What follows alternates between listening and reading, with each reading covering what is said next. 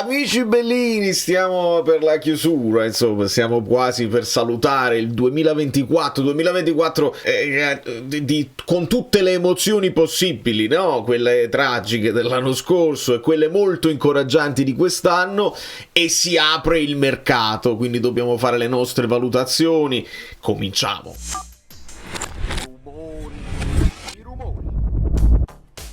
Allora, sono contento che un po' di cose stanno venendo a galla. Se magari i giornalisti non partono col presupposto delle liste, le notizie che stanno uscendo, vere o meno, mi danno conforto che si sta ragionando in questo senso. Benvenuto Enrico Carbone, benvenuti a tutti i nuovi iscritti. Speriamo che il 2025 ci dia grandi soddisfazioni come ne ha date a me per il canale nel 2024. Siamo vicini ai 25.000, 25.000, quindi iscrivetevi con fiducia. Come aiutarmi? Con un like, così arriva a più gente il video e possiamo aumentare di livello. Mettiamo un attimo da parte tutta la situazione di Kvara, la riprendo a fine video perché dobbiamo parlare di mercato.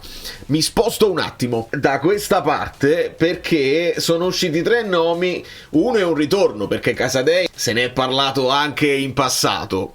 Qual è la particolarità di Casadei? La vedete qua, 21 anni. Altro nome che è uscito, un po' più caldo, Belaiane, 20 anni. L'altro nome, sempre caldo, di cui vi ho parlato molto spesso, Fazzini, 21 anni. Il che cosa significa?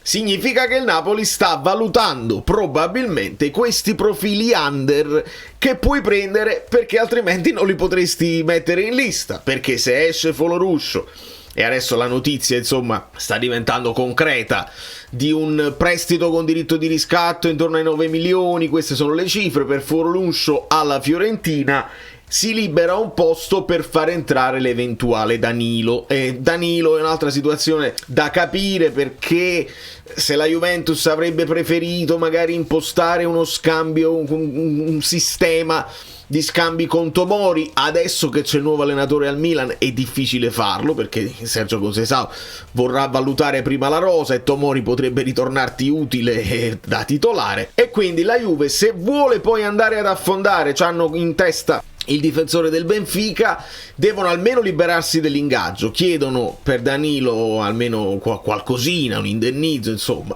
vediamo come se la gestiscono. Mentre Danilo posta fotografie, insomma, dove scrive anche un Forza Juve, insomma sembra che siamo ai titoli di coda, dove però Danilo cerca di mantenere un buon rapporto con i tifosi, come a dire: io da capitano sarei anche rimasto, che sono loro che mi hanno messo alla porta, perché adesso ci sarà la Supercoppa e Danilo non parte nemmeno con la squadra, quindi siamo a rottura totale, e quindi Danilo potrebbe essere quel jolly che dà un po' più di sicurezza a Conte, ma non al posto di Juan Jesus come tutti dicevano, perché altrimenti al posto di Rafa Marin. Però per entrare al posto di Rafa Marin in direzione Como, ci fanno sapere, serve liberare un posto. In questo momento si sta liberando il posto facendo uscire Foloruscio, quindi può uscire Foloruscio, entra Danilo, che però è un difensore, diventiamo cortissimi a centrocampo, stiamo adattando Raspadori a centrocampo, vediamo se verrà confermata questa situazione o si troverà una soluzione di mercato anche per Raspadori.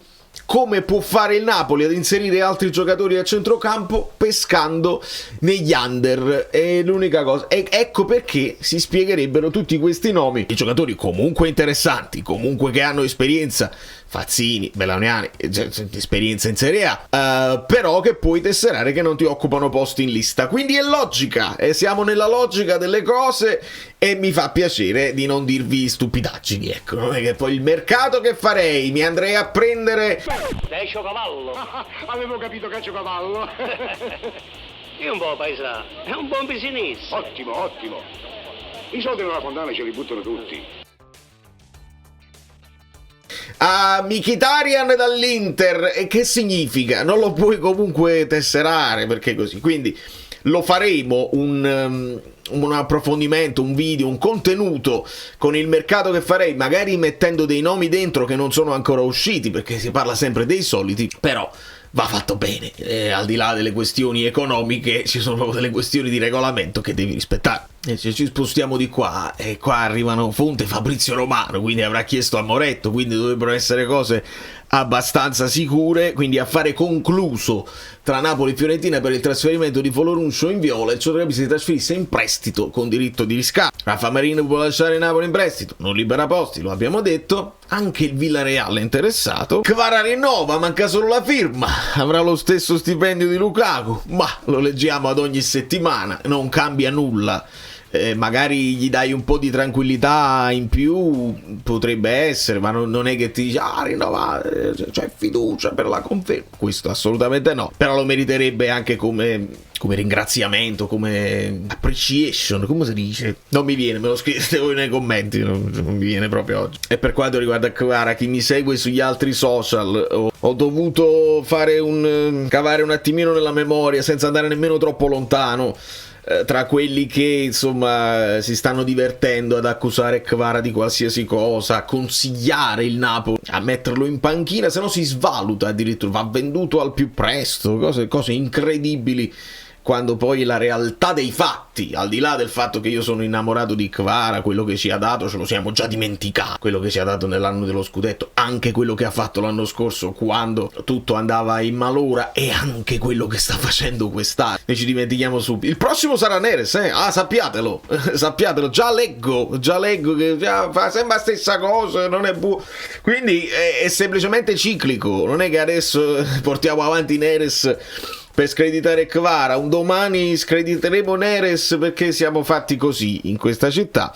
E quindi mi sono permesso di ricordare da dove vengono certe critiche che poi inzorfano i tifosi, e qualcuno non c'è niente da fare, gli piace essere protagonista così. Kvara posta un bel reel per ringraziare il 2024 e uno dei commenti che vedo: ma hai notato che Neres ti ha tolto il posto da titolare? Siete inqualificabili. E oltre a Harakiri, cioè proprio andare a sfottere i tuoi giocatori per crearti un problema in casa. Ma che tifosi siamo? Proprio una cosa incredibile. Comunque, ecco, vedi, sul taccuino di Manna c'è Pellegrini, Belaniana del Verona, Casade del Chelsea. Per Pellegrini è chiaro che deve uscirne un altro, perché non può essere, perché è over. Potrebbe essere ovviamente Vivaio Italia, però in questo momento tu hai ancora Vivaio Italia, Meret, Di Lorenzo, Raspadori e Polità, quindi può uscire un Ongonghe per aggiungere un Pellegrini. Vediamo cosa succederà. Juan Jesus destinato a restare, come tra l'altro ci aveva detto anche qui. E il sondaggio del Napoli per Fazzini, con la Lazio che resta in vantaggio. Lazio che era interessata a Folorunsho, ma se la Fiorentina si muove prima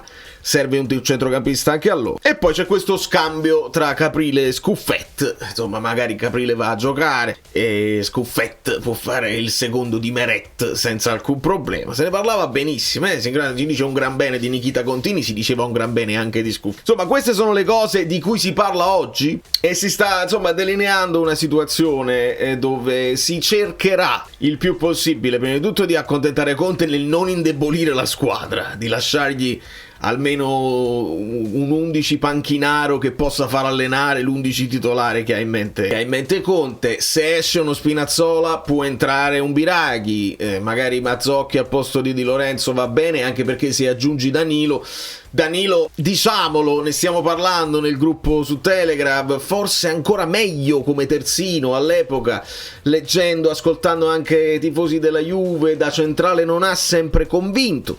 E allora tu porti uno che sicuramente ha un grande palmarès, una grande esperienza e avrà voglia magari anche di dare uno schiaffo morale a una società che non l'ha trattato bene, viene a fare il jolly difensivo. Se serve fargli fare un po' il terzino di riserva lo può fare, se deve far rifiatare Rachmani per una volta lo può fare. E quindi togliere Marin, che forse Conte non ritiene pronto per la Serie A, e ti tieni due difensori in là con gli anni come riserve di Buongiorno e Rachmani, sperando che Buongiorno comunque torni al più presto. A centrocampo è presto detto, se Lobotka ha un sostituto in Gilmour, serve un sostituto di Anghissà e un sostituto di McTominay. Se il Raspadori lo vogliamo utilizzare così, quando bisogna aggiungere più qualità e meno muscoli dentro, ne serve un altro che possa fare un po' di tutto. E Fazzini ho capito che fisicamente è un po' più leggerino, comunque 1,78, non è proprio basso, quindi va bene. Il ragionamento su cui usciranno un po' di video più in là è sull'età media del Napoli, è un'età media quasi da instant team. Le squadre che sono prime in classifica, Atalanta, Inter e Napoli, Inter, Atalanta e Napoli, o come volete voi, sono tutte sui 29 anni di media. Poi adesso faremo dei numeri più precisi, qualcuno ruberà l'idea, uscirà, voi me lo scriverete nei commenti. È un discorso da fare: se il Napoli prende degli under che sono poi performanti e li puoi utilizzare, ecco che aiutiamo a pensare anche un po' al futuro e non solamente a questa stagione qua, perché poi il percorso è lungo e va fatto per intero. Vi abbraccio e vi bacio, vi auguro un ottimo fine di anno, un migliore ancora a inizio. Vediamo se domani ci esce una live volantissima giusto per farci gli auguri. State tuned, cliccate sulla campanella quando siete iscritti, perché potrebbero uscire notizie, cioè dobbiamo commentare il mercato a piè sospinto, ad ogni piè sospinto. Adesso ci sarà la Supercoppa, sarà interessante da vedere le partite Atalanta contro Inter, è mica male capire questo nuovo Milan se può insidiare una Juventus zoppicante, quindi queste partite poi saltano, il Napoli ne deve approfittare in campionato, sarà interessante, il percorso è bello e ce lo godiamo. Da New York, Valerio Fluido è tutto, buon anno e buon anno nuovo, buon anno vecchio, buon anno nuovo a tutti.